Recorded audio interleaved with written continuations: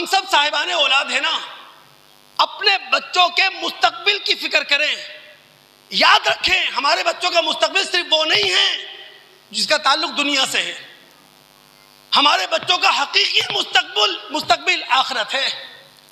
فکر رکھیں، نظر رکھیں. سورہ طور میں اتریں آپ. اللہ رب العالمین فرماتے ہیں کہ جب اہل ایمان کے ساتھ ان کی اولاد کو جنت میں بھیج دیا جائے گا تو وہ اہل ایمان اپنی اولاد کو جنت میں اپنے ساتھ دیکھ کر کیا کہیں گے؟ قالوا انا كنا قبل في اهلنا مشفقين فمن الله علينا ووقانا عذاب السموم.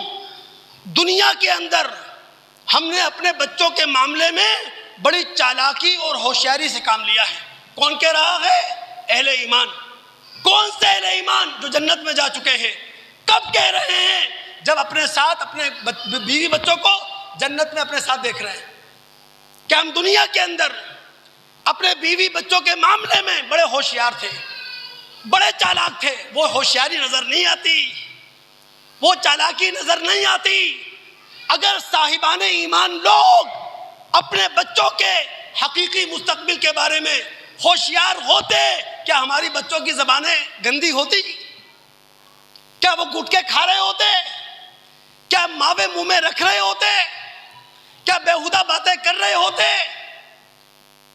تو آج صاحبان ایمان کی نظر اپنے بال بچوں پہ نہیں ہے. آج وہ چالاک نہیں ہے، ہوشیار نہیں ہے.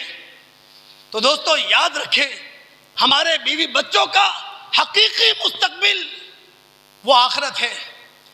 دنیا کے حوالے سے اتنا سوچیں جتنی دنیا کی ضرورت ہے.